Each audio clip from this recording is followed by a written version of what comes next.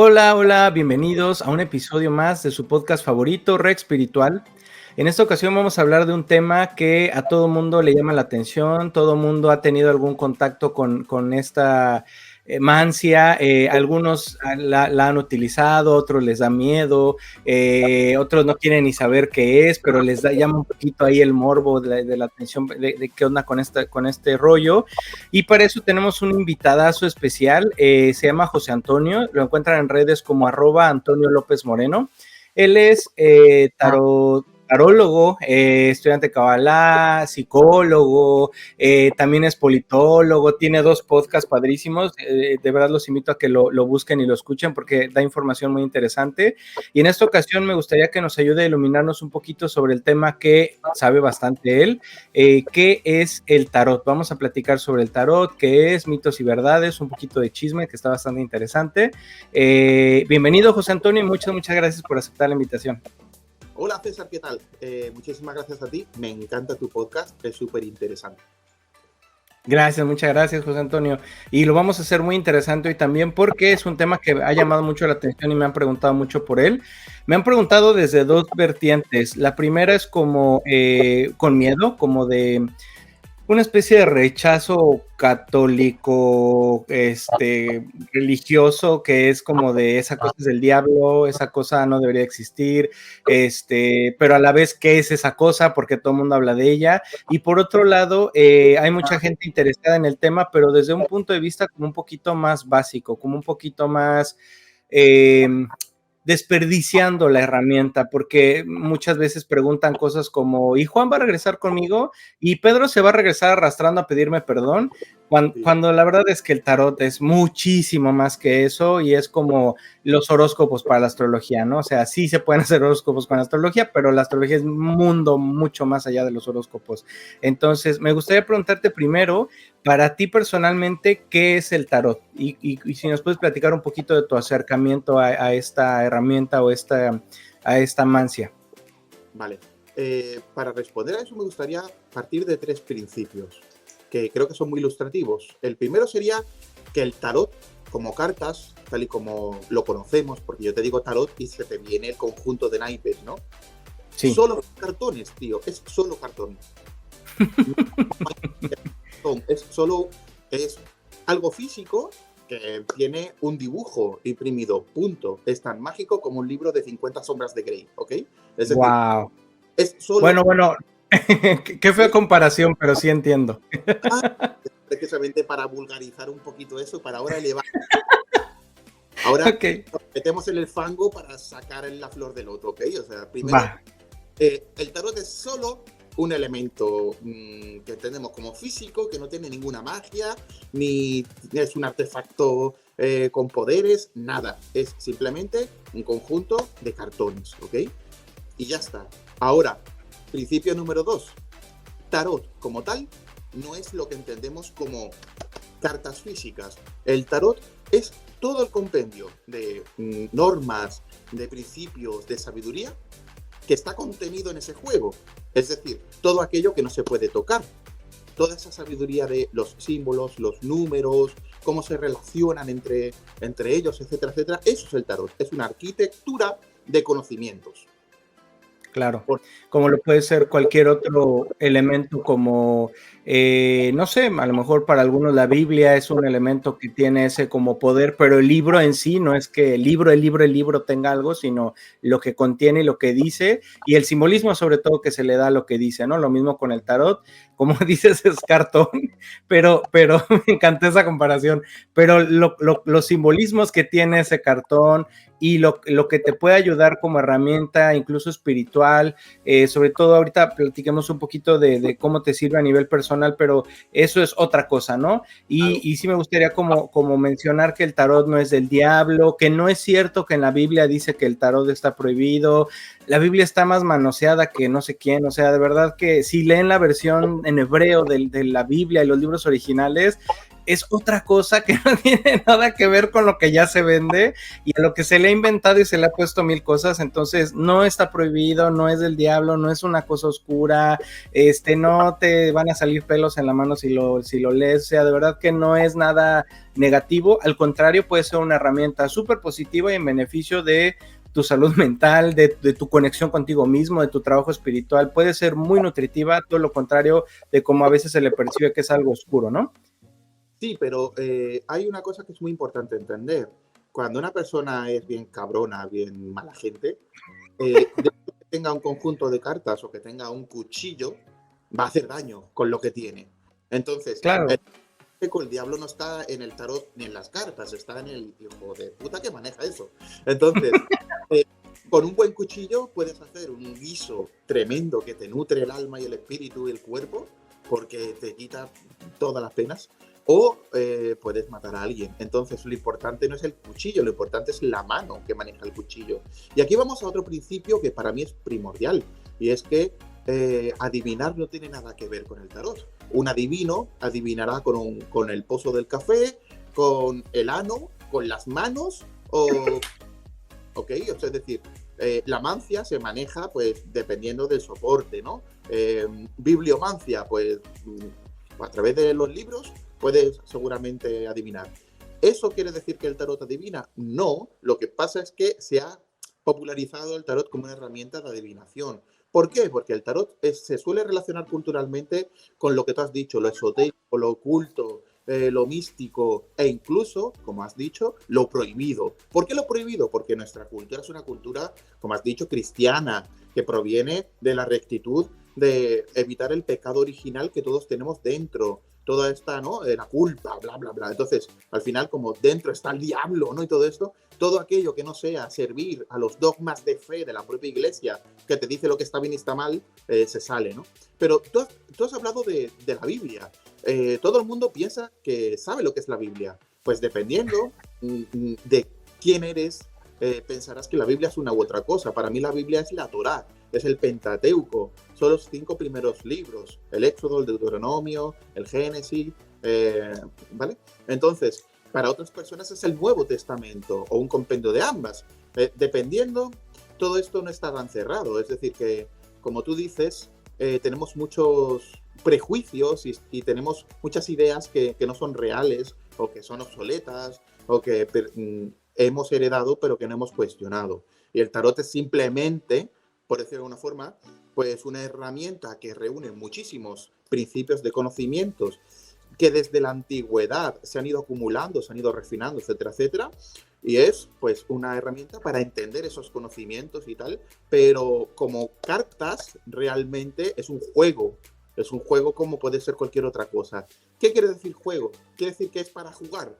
No, quiere decir que como cartas simplemente es un soporte, pero el tarot no es aquello que está físicamente, el tarot es aquello que está implícito, que está dentro, que es el conjunto de normas o principios que te explican cuáles son las causas espirituales del mundo físico, que en el fondo eso entra ya con la cábala, porque la cábala te explica cuáles son las causas intangibles del mundo tangible también.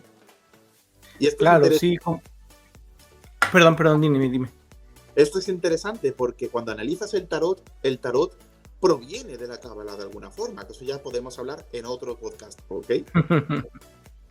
Sí, de hecho, bueno, no se sabe exactamente dónde proviene, tiene relación, por supuesto, pero eso de hecho me parece muy interesante, cómo no es posible determinar el origen de esta herramienta hoy tan utilizada, porque habrá quien diga que fueron los egipcios, otros Mesopotamia y otros no sé dónde, y luego se fue mezclando y se fue haciendo un rollo hasta que llegó a Marsella, que es el tarot como canon, que es el tarot como base de todos los que empezamos a leerlo y a entenderlo, pero realmente así que se sepa, lo diseñó tal persona, y después pasó a tal cultura o así, no es posible rastrear el origen del tarot, creo yo también en parte porque era un poco perseguido todo este tipo de herramientas que se utilizaban como a escondidas, porque pues obviamente el régimen católico no permitía todo este tipo de cosas, entonces lo escondían con símbolos, te hablaban con símbolos, te hablaban con colores, te hablaban con que si está arriba, abajo, a la izquierda, a la derecha,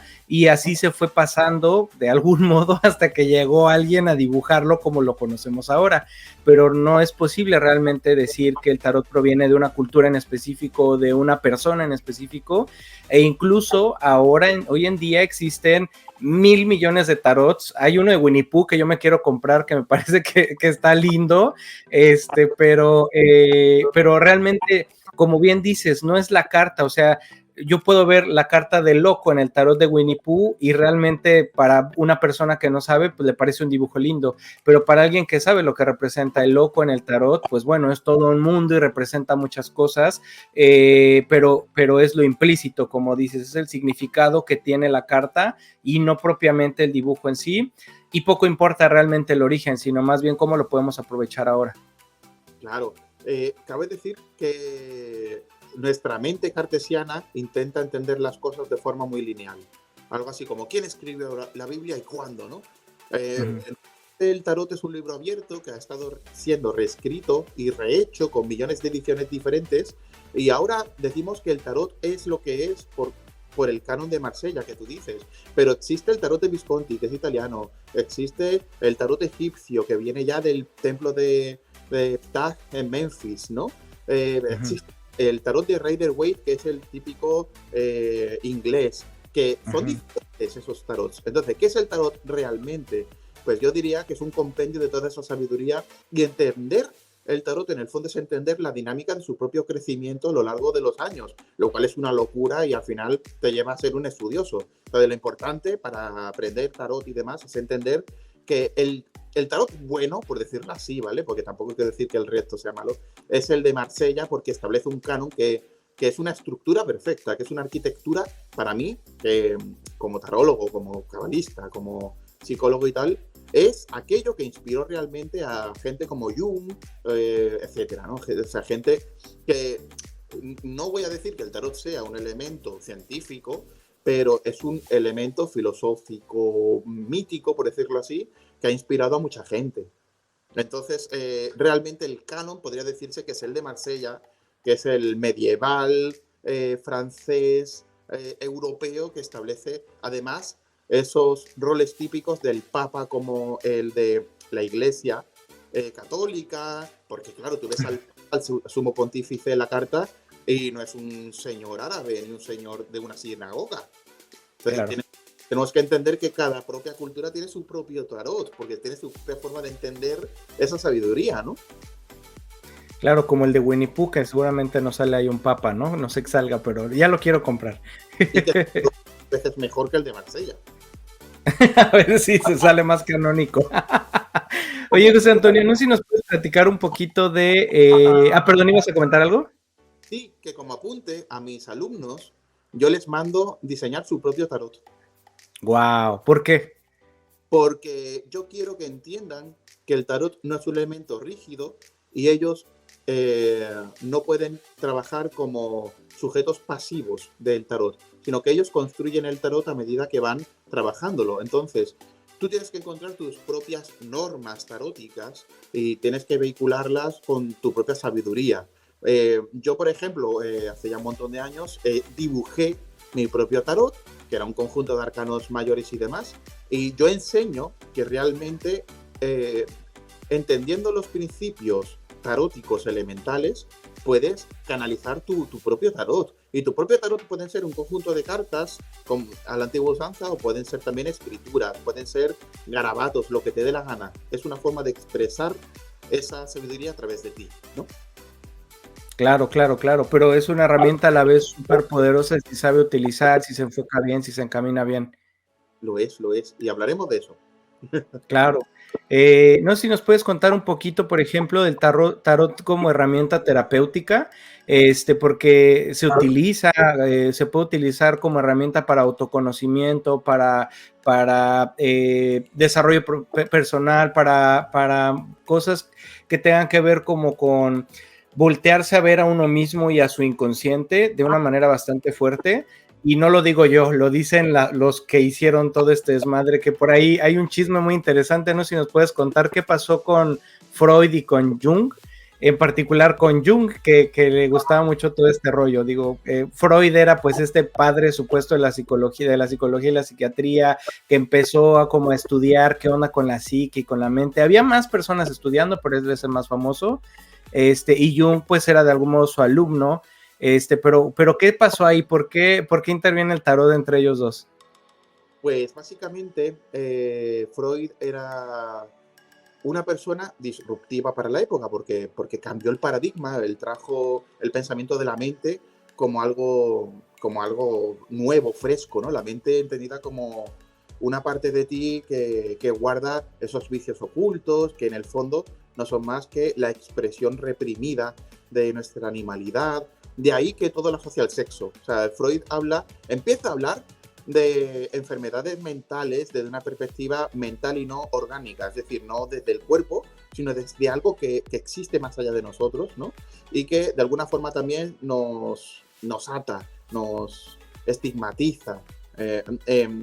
Por eso él, por ejemplo, todo lo vehiculaba a través de si he soñado que un elefante me comía, significa que quieres matar a tu padre para acostarte con tu madre, ¿no? O si va a llover sangre, significa que es que tu mamá ya no tiene el periodo y quieres igualmente tener sexo con tu madre, ¿vale? Todo. ¿Por qué? Porque era la revolución de entender que la mente está dividida, no dividida en forma funcional, pero sí es un elemento aparte, es un sujeto que no es en sí mismo el cuerpo, ¿sabes? Existe el cuerpo y la mente, ¿no? Entonces, ¿qué pasa? Que es una revolución, porque empieza a entenderse la mente como un elemento central, empieza a constituirse la estructura mental, el esquema, y gracias al tarot, por ejemplo, Jung tiene una arquitectura muy poderosa. Jung emplea elementos religiosos, elementos mitológicos, elementos esotéricos, y claro, en una época en la que Freud había conseguido que la corriente psicoanalítica tuviese mucho interés, y aunque tuvo muchos detractores, empezó a ganar dinero y empezó a fincarse en su consulta, a tener alumnos que iban y venían y tal. Entonces, quieras que no, él tenía la esperanza de que Jung fuera el Freud del futuro, ¿no? Freud segundo, ¿no? Algo como todo lo que yo estoy creando lo vas a perpetuar, ¿no? ¿Qué pasa? Claro. Que Jung realmente era un buscador, era una persona introvertida, una persona que quería ser sabio, quería aislarse del mundo y no entendía que todas las enfermedades mentales estuviesen relacionadas con el sexo, por ejemplo, ¿no? O sea, él entendía que había muchas más experiencias que estaban relacionadas con el sufrimiento humano y con las limitaciones, etc. Y él buscaba en aquello que no es lógico respuestas lógicas. Es decir, él, por ejemplo, se servía de la religión para entender la naturaleza ilógica del ser humano y, por ende, después, cómo se comporta de forma lógica el ser humano. Entonces, en el fondo, si partimos de la premisa que tenemos una mente y la mente tiene información y está relacionado con cómo actuamos, cómo somos, etcétera, etcétera, por fuerza tenemos que hablar también de cuáles son nuestras creencias y nuestras herencias culturales del pensamiento. Entonces, ¿qué pasa? Que Jung empezó a pensar en lo que se llama las tres partes de la mente. Una parte que es consciente, que es como yo me reconozco a mí mismo, que realmente es lo que los antiguos romanos llamaban persona, que la palabra persona significa máscara, ¿ok? Sí. Creo que eso mucho muy a menudo. Otra parte que es un yo inconsciente, que es una parte de mí individual, que no soy consciente de que existe, pero otra más que es el inconsciente colectivo, que es lo que nos conecta, ¿vale? Como humanidad. Entonces, hay como tres capas, como un iceberg, ¿no? Y aquello que está justo por encima de la superficie del mar sería el yo consciente. Y todo eso de ahí abajo es lo que explica también experiencias anómalas. Él pensaba, por ejemplo, él tenía la creencia en el principio del fenómeno de, ¿cómo se llamaba, tío? De exteriorización catalítico. Se llamaba así. Wow, ¿qué es eso? Exteriorización catalítico, por ejemplo, significa que a lo mejor yo me siento un poquito cansado hoy y de repente mis flores del jardín se marchitan. Se exterioriza catalíticamente aquello que yo soy. ¿Por qué? Porque hay una conexión entre mi yo consciente e inconsciente y el inconsciente colectivo. Entonces, de hecho, hay cartas de Jung y Freud en las que hablan de estas cosas esotéricas y demás, y Freud empieza a decirle algo así como: me has decepcionado, tío, o sea, estas que dan vergüenza ajena, ¿no? Y se sabe que Jung le decía cosas como... Se sabe, por ejemplo, que Jung soñó con una Europa llena de sangre antes de la Primera Guerra Mundial.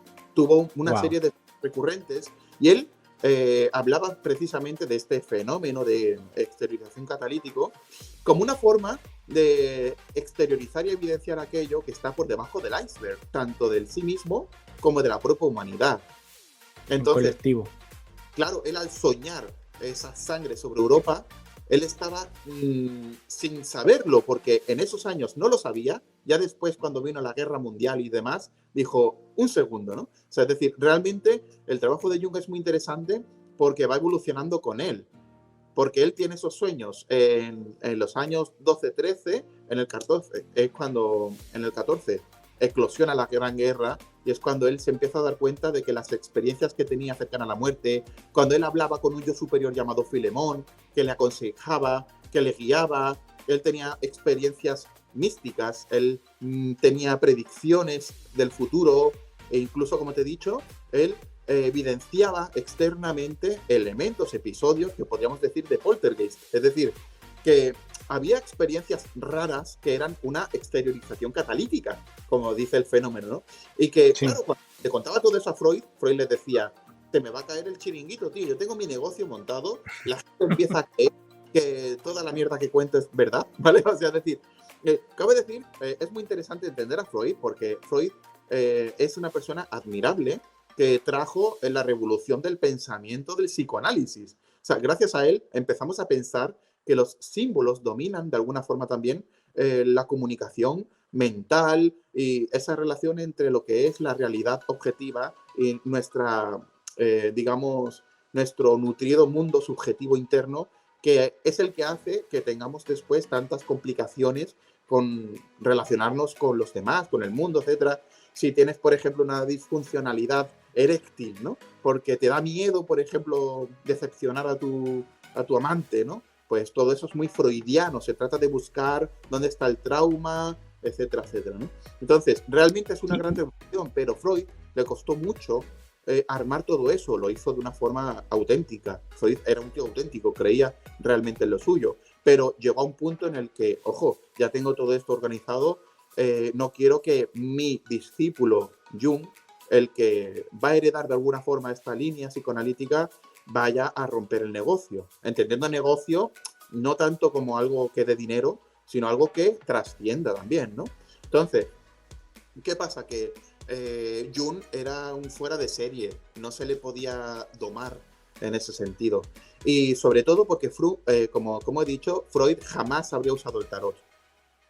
Pero Jung se sirvió de esta herramienta para extraer algunos conocimientos que son teorías que hoy en día no solamente son aplaudidas, sino que se siguen usando. Y eso es muy interesante. Veamos.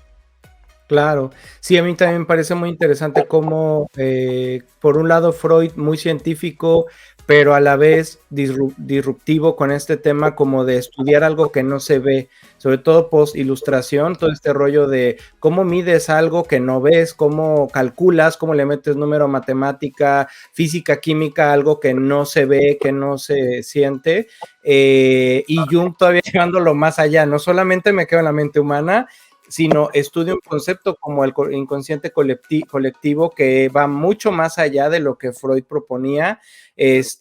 O sea, creo que los dos son genios en su modo y en su tiempo, pero la perspectiva de Jung me parece mucho más arriesgada y mucho más completa porque se permite valerse de herramientas como el tarot para poder con eso complementar terapias, para poder con eso descubrir que hay más allá de lo que vemos, más allá de lo que incluso su mismo maestro le está diciendo que existe y tiene resultados muy interesantes. pero hay dos cosas que me gustaría comentar. Mira, este libro es de psicometría, ¿ok? La psicometría es una disciplina que lo que hace es pesar, medir la mente. Pesa y mide la mente. Eso no existía en la época de Freud. No se podía medir la mente. Entonces, Freud realmente era muy científico, pero en el fondo sus técnicas no estaban falsabilizadas, no eran el método científico que hoy en día consideramos. De hecho, era muy común que Freud, por ejemplo, usara en sus tratamientos cocaína, porque la cocaína curaba la depresión. Al final tenía ahí una legión de cocainómanos que se supone que estaban curados, ¿no? O sea, es decir, claro. Freud hacía lo que podía en un mundo en el que no existía prácticamente la psicología.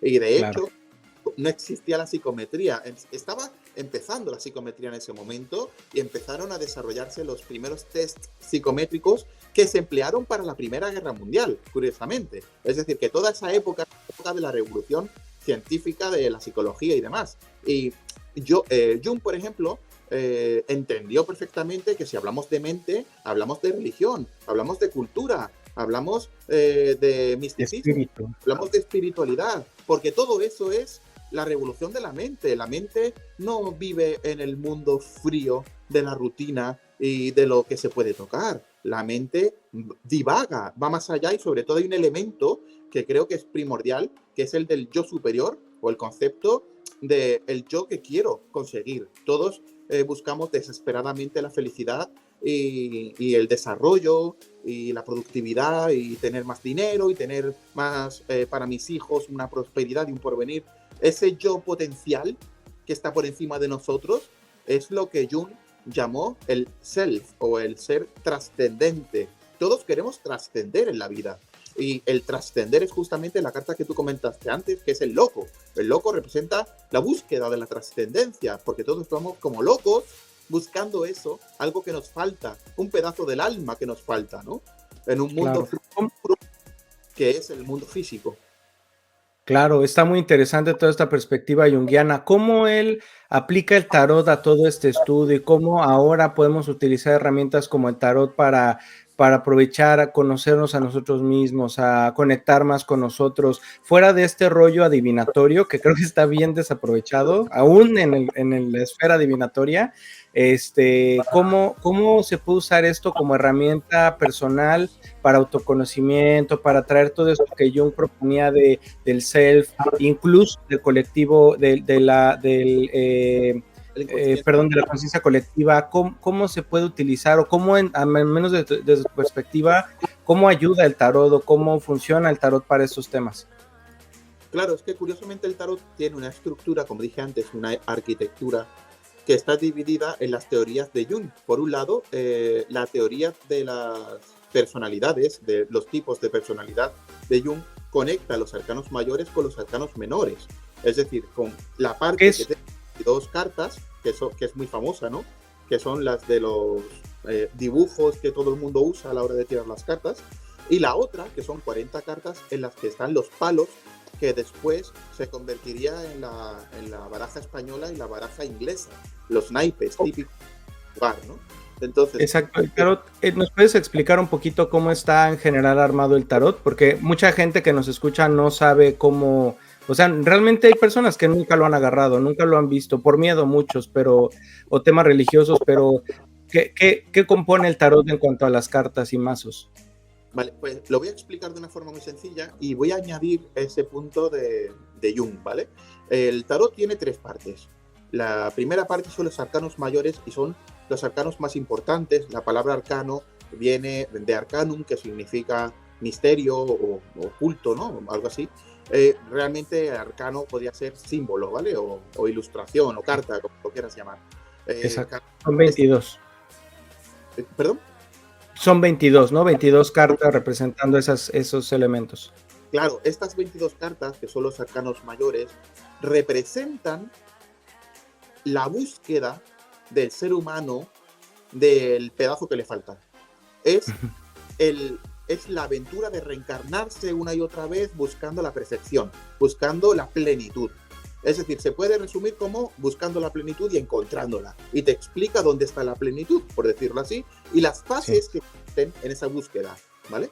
Esa es la primera parte y es muy importante porque es como una especie de cuento que te explica que el alma va buscando su propia plenitud a través de las encarnaciones, de las fases, las etapas de los ciclos, ¿vale?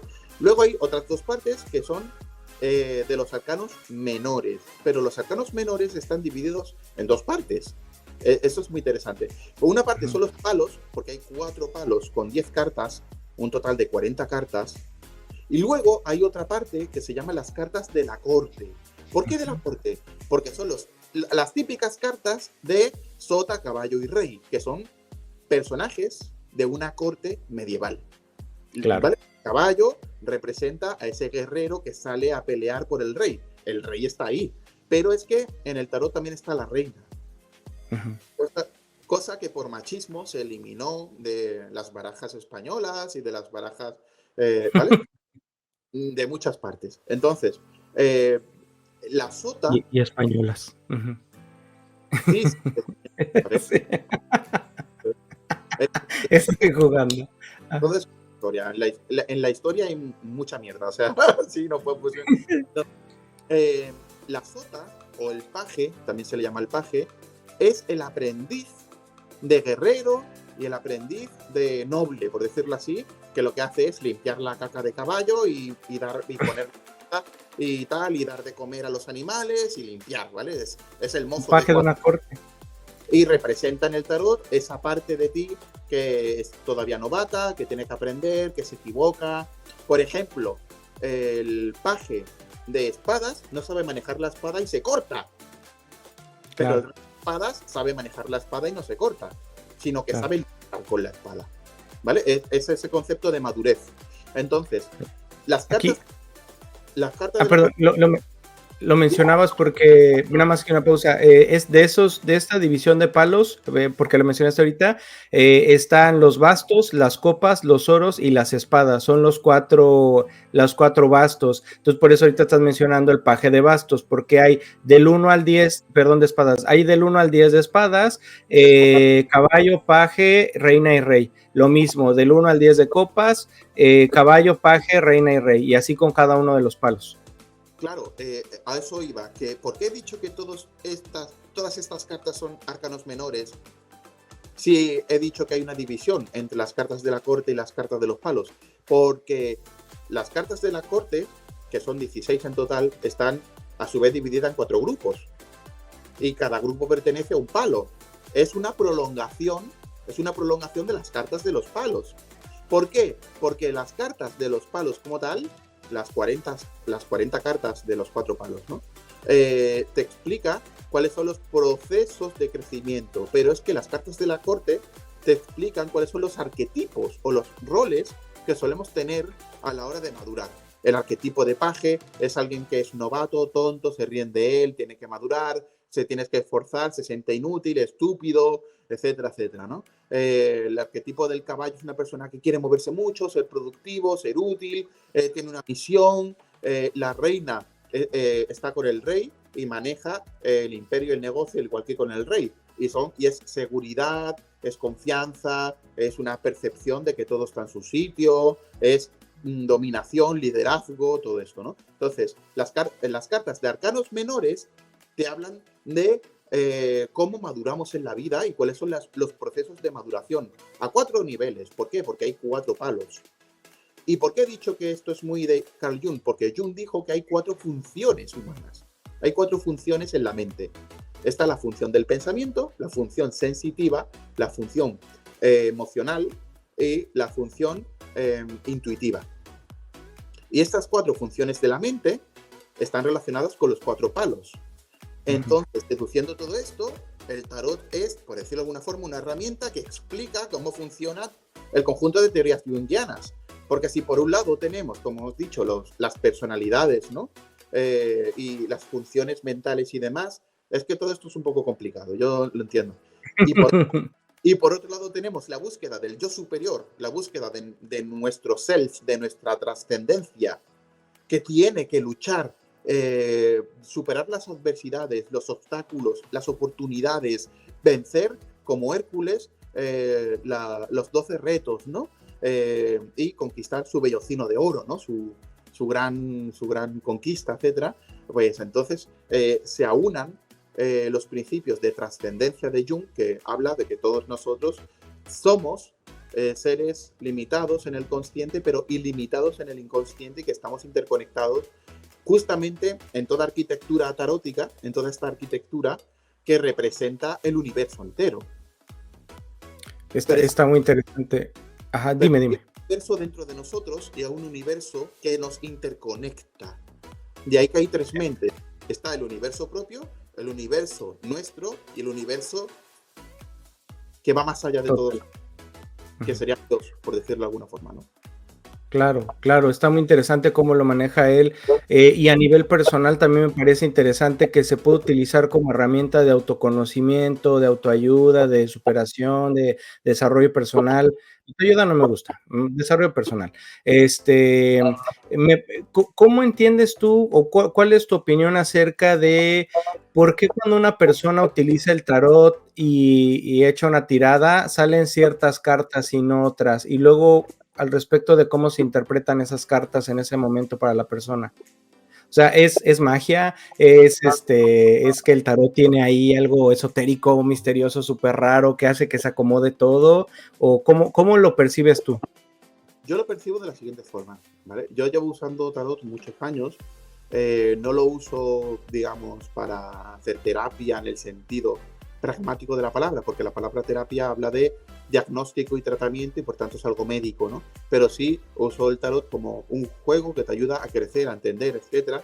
Y yo creo que las tiradas de tarot no es que te digan el futuro o algo similar, pero expone un escenario que es evocador y que te estimula. Entonces, dependiendo de cómo te estimule, tú aprendes o encuentras una parte de ti que estaba en el inconsciente. Por ejemplo, hemos dicho que los arcanos mayores son un cuento del alma buscando pues, su perfección. Y tiene que pasar por el diablo, por el sol, por la templanza, por la muerte. Tiene que pasar por la muerte.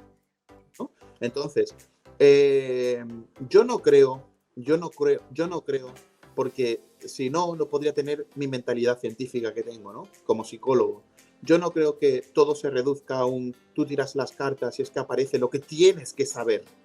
Porque eso no se puede demostrar y además es muy volátil, ¿vale? Lo que sí creo es que cuando tú haces una interpretación, tú tiras las cartas una interpretación, la persona que recibe la información lo que hace es procesar a través de su propio corpus mental, de su propio mundo interno, esa información, y lo que saca de ella es justamente ese procesamiento que necesita para entender algo que estaba oculto. Es decir, el tarot lo que hace es generar un escenario en el que tú estás luchando contra algo y te verifica o no, y te expone o no. Por ejemplo, a mí me pasa muy a menudo que, por otro lado, a mí el tarot funciona, tío. Es decir, por otro lado, me voy a un guiano, ¿vale? Cuando tiras el tarot, algo pasa. Es como si el tarot estuviese diseñado para que en una exposición ayude a la persona siempre. Puede ser que es que su propia arquitectura esté diseñada para eso, para que siempre haya una información que estimule a la persona a encontrar algo de sí mismo, ¿vale? Puede ser que haya una fuerza superior a todos nosotros, que genere una sincronicidad, que siempre interconecte el mensaje con la persona, ¿no? Eso no lo vamos a saber nunca, y como no lo vamos a saber nunca como tal, pues podemos hipotetizarlo, pero para mí lo importante es decirte algo sólido, ¿no? Entonces yo creo que, por ejemplo, yo te voy a poner un ejemplo, la gran mayoría de gente que quiere una tirada de mí no me da información, y es gente que no conozco. Entonces me viene una persona, entonces yo barajo y tal, y tiro, ¿no? Y digo, es curioso, porque, y le explico la tirada, le digo, en el centro de la tirada está, por ejemplo, la carta de la torre, ¿no? Que es un rayo que cae del cielo rompiendo la mitad de tu vida. Es interesante porque esa ruptura no significa que vayan las cosas mal, puede significar, mejor dicho, ¿no? Significa que hay partes de tu vida que estaban obsoletas y requerían esa ruptura que tú no estabas dispuesto a hacer por comodidad y por no pagar el coste, ¿no? Y por tanto, la vida, al final, por desgracia, las ha dejado ir, ¿no? Es lo típico. Imagínate que tú tienes una relación de amor y pasas de tu pareja durante meses. Al final tu pareja se va con otra persona. Eso es un poco la carta de la torre. por dejadez, al final cae el rayo del cielo. El rayo que cae del cielo, ha habido ciertos avisos antes. Tú sabes que va a caer el rayo. Y tú puedes salir de la torre antes de tiempo o puedes impedir que caiga el rayo en ocasiones. O sea, ya solo te estoy hablando de la carta del centro, ojo. Pero sí. la carta, por ejemplo, que está en el corte, cambia por completo el trasfondo. Imagínate que la carta del corte es el sol, que es una carta muy bonita, con mucho color, el sol está en el cielo, es un símbolo de transparencia, de no ocultamiento, es un símbolo de alumbrar a todos, iluminar a todos, de perdón. ¿Por qué de perdón? Porque el sol ilumina a todos por igual, no empieza a pensar a quién ilumino, a quién no ilumino, quién se lo merece. Es que me cae gordo. Claro, entonces, la torre con el sol, en ese contexto, habla justamente de una madurez, por decirlo así, madurez en tu forma de exponer las cosas, que te lleva a no calcular tanto cuánto doy a quién, etc. Y eso te lleva justamente a la revolución de la torre, que es, dejo atrás esa media vida que me estaba limitando hacia adelante, ¿no? Y luego el resto de las cartas también, la parte de la izquierda, de la derecha, la estructura, si hay centro o no, eso para mí es muy importante. Yo voy explicando carta a carta y el contexto, el escenario, etcétera. ¿Y eso significa que estoy hablando de la propia persona? No, significa que estoy interpretando la tirada que he hecho de esa persona. Y lo interesante es que el tarot es una especie de juego narrativo en el que uno se enfrenta al espejo de su vida. Ahora, hay muchos niveles de interpretación. Tú puedes interpretar de una forma muy, muy vaga o puedes interpretar de una forma muy precisa. Y ahí ya está la pericia del tarotista o del tarólogo. Tú puedes decir, aquí hay un hombre que actúa con mucho egoísmo, que realmente es consciente de que hace daño, pero decide pagar el coste de hacer ese daño porque le conviene a nivel personal, pero sabe que esto de aquí a un año le va a traer una vorágine de caos tremendo, porque todo lo que está ocultando sabe que va a salir a la luz a raíz de una boda. Ponte tú, ¿vale? Me estoy inventando. Sí. Más preciso que lo otro. Claro. Pues el tarot tiene niveles de precisión y eso es lo que hace que el tarot sea asombroso. Y yo me pregunté, ¿quién demonios ha diseñado esta cosa, no? Es una locura cuando uno empieza a tirar cartas y como dices, personas que no conoces, que nunca has cruzado una palabra con esa persona, ya es una tirada y coincide con lo que la persona necesita escuchar o ver.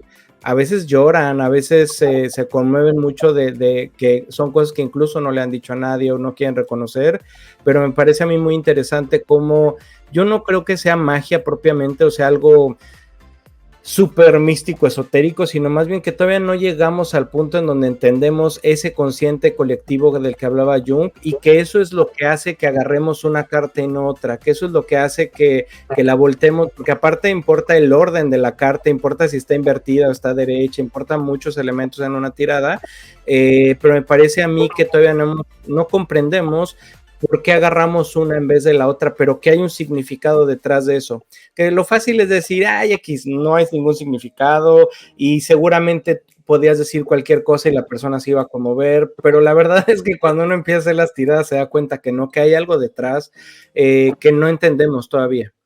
Me gustaría aportar un par de cositas. La primera, Jung le dio nombre a por qué funciona el tarot. Él habló de la sincronicidad y dijo que en ocasiones hay una relación estrecha entre fenómenos, pero que es una relación no causal. Y eso rota la cabeza, porque, por ejemplo, Jung sabía si iba a morir una persona por la aparición de una mariposa en su ventana. Wow. ¿Qué relación causal hay entre una mariposita que se posa en la ventana y la muerte de alguien? Yo qué sé, tío, no lo sabemos. Pero Jung lo sabía. O mejor dicho, creía que sabía, ¿vale? Pero sí. Sucedía. De hecho, una vez se posó una mariposa y empezó a llorar. Algo así. No. Realmente, bueno, no es tanto así, sino que son historias de sus consultantes, etcétera, etcétera. Pero yo lo estoy haciendo un poquito más divertido o rápido, ¿no? Pero lo importante es que Jung diría que es que en ocasiones hay una estrecha relación entre fenómenos que provienen de esas partes de la mente que están por debajo del iceberg y que es una relación de sincronicidad que el ser humano no puede entender todavía, como tú has dicho, ¿no? Más allá de eso, para mí es totalmente válido decir que el tarot no tiene por qué adivinar o no tiene por qué acertar. Y para mí eso es muy importante. Tenemos en la mente la necesidad de demostrar que acierta. Y yo creo que si por ejemplo, un recurso como el tarot, no vas a saber disfrutar de las aportaciones que te dan cosas como el tarot, porque el tarot al final es un juego artístico para mí. Es una herramienta artística que en manos de una persona que, por ejemplo, sepa psicología, sepa simbología, porque el tarot es un conjunto de simbología, numerología y un montón de conocimientos, no voy a decir esotéricos porque suena como a magia, ¿no? Pero sí de conocimientos filosóficos, ¿vale? Filosóficos, que son muy interesantes, son súper chulos. Entonces, realmente no se puede usar el tarot para una consulta, por ejemplo, de medicina, porque estamos locos. La medicina necesita ir a lo preciso con el tratamiento y el diagnóstico. Pero el tarot es una herramienta proyectiva también. Es decir, que te ayuda a hacer introspección, te ayuda a empezar a analizarte a ti mismo, a ver cuál es el caos que tienes y por qué tienes ese caos. Y es una especie de escenario en el que tú mismo te impregnas, tú mismo te sitúas para interrelacionarte, para comunicarte, para tener una relación directa con todos aquellos símbolos, elementos que están en el tarot que son importantes en la vida, con tu madre, con tu padre, con tus hijos, con tus estudios, con el dinero, con el sexo, con la muerte, con el sufrimiento, con el placer. Todo eso está en el tarot. Y todo eso es lo que en el fondo está evidenciando el tarot. ¿Cómo es tu relación con todo eso? Si es disfuncional, etcétera, etcétera. ¿Por qué? Porque en un escenario tarótico que aparece de una tirada, ese escenario te obliga a proyectarte a ti mismo a través de todos esos símbolos y preguntarte, ¿qué onda con el sexo con mi pareja? ¿O qué onda con la verdad con mi pareja? ¿Estoy ocultando algo a mi pareja? ¿A mi madre? ¿Me avergüenzo de mí mismo? ¿Me acepto a mí mismo? ¿Acepto mi cuerpo? Hay 800.000 millones de preguntas que surgen de la combinación de todos los símbolos del tarot, porque recordemos que el tarot tiene 78 cartas en total, pero es que cada carta en sí misma es autosuficiente en términos de significado. Pero es que cuando se combinan dos cartas, los significados son nuevos. Esto quiere decir que hay un total de significados de 78, ay, no me sale la palabra. Exponencial. Sí, bueno, sí. De 78 por 77 por 76 por 75, es decir, el resultante es casi infinito. Es decir, que hay un número prácticamente infinito de significados mentales con el tarot. Y por eso Jung flipaba con el tarot, porque es una herramienta que te permite exponer arquetipos mentales. El arquetipo, por ejemplo, de la madre castrante está en el tarot, de la madre protectora está en el tarot, de la madre ausente está en el tarot, de la madre incestuosa está en el tarot. Todo está en el tarot. De ahí que el tarot sea una especie de arquitectura simbólica con significados prácticamente infinitos y con un, para mí, valor incalculable. Sí, eso es una gozada, la verdad, conocerlo y utilizarlo. Yo invito a quien nos esté escuchando a que se quite el miedo y se quite esa como velo que tiene a veces el tarot, sobre todo cuando alguien es muy religioso, de que es algo satánico, es algo oscuro, es algo mágico ahí que hace daño.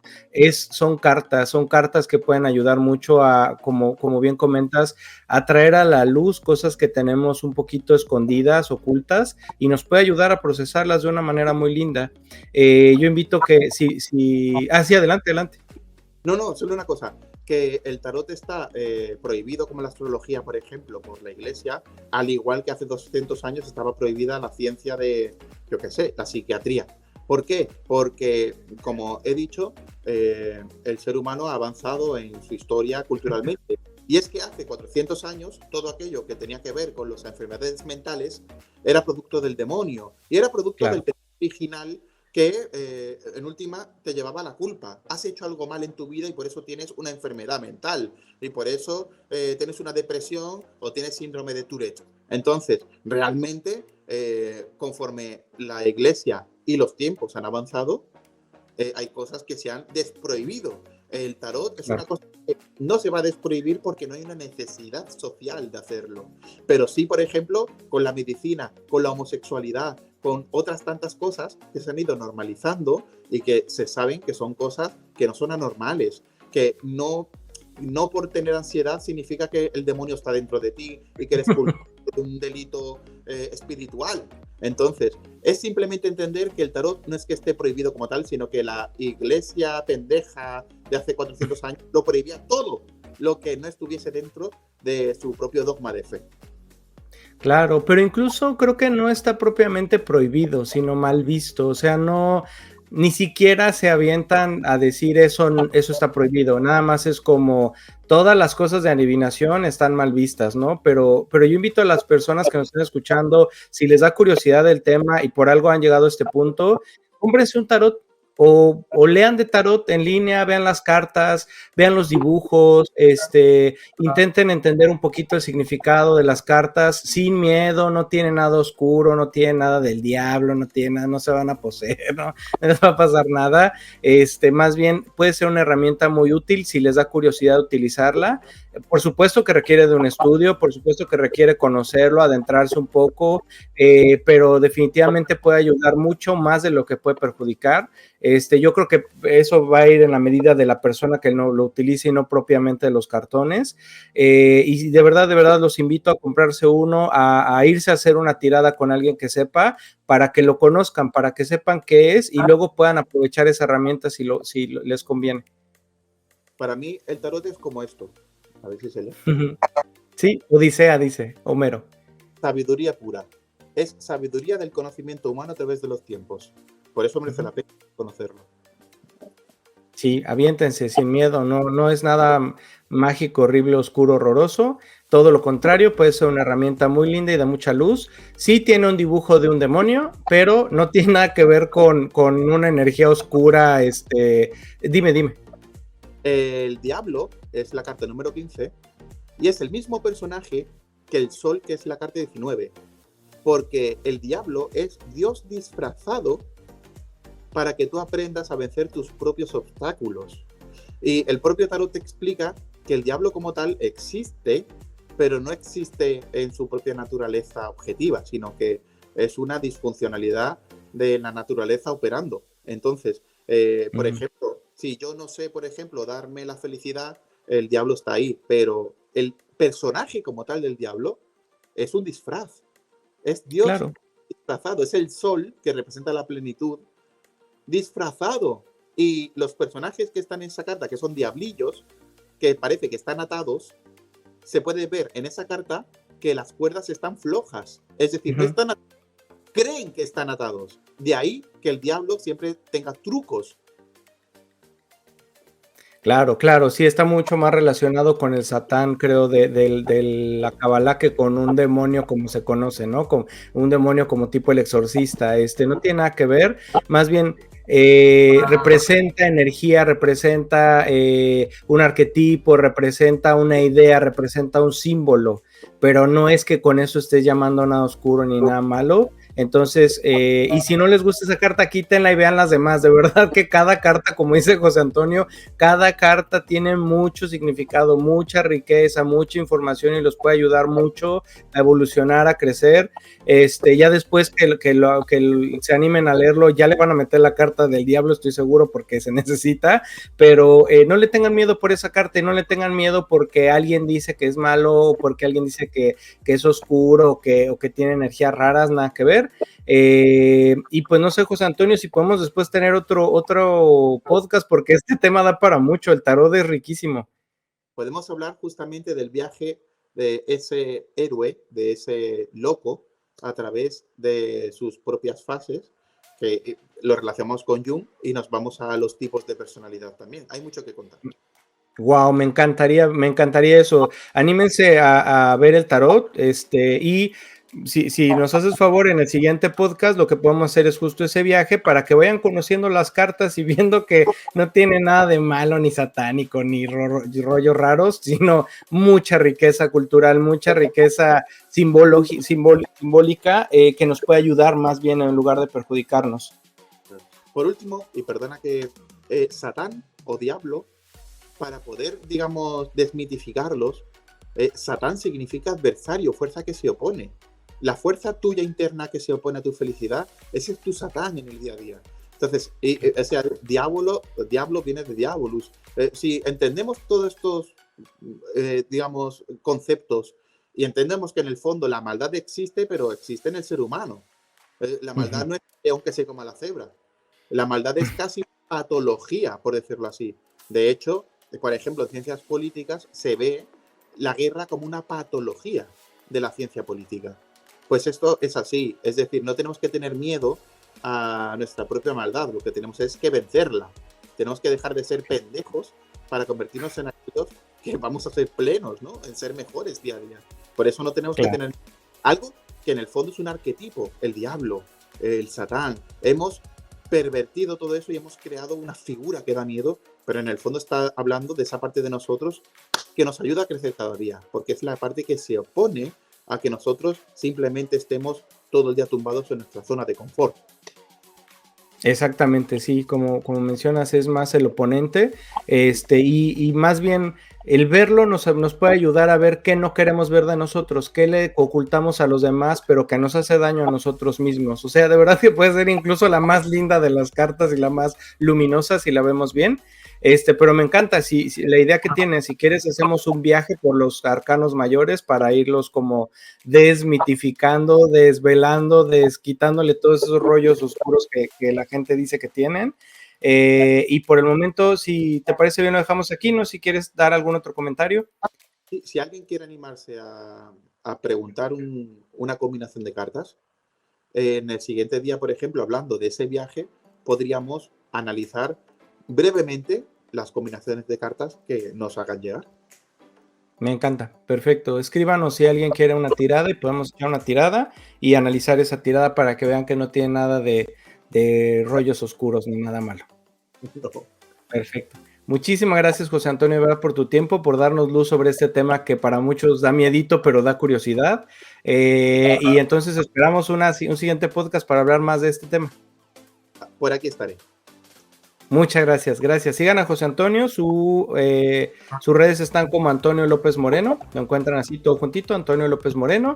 Tiene podcast, también un podcast donde habla de todos estos temas de espiritualidad y de desarrollo personal, y otro de política, si les interesa también habla mucho y muy bien de política. Y gracias de verdad por acompañarnos, gracias a los que nos escucharon, y déjenos en sus comentarios si quieren que vamos a ver por ahí alguna que nos parezca interesante para echar una tirada en el siguiente podcast. Chao, chao. Gracias, hasta luego.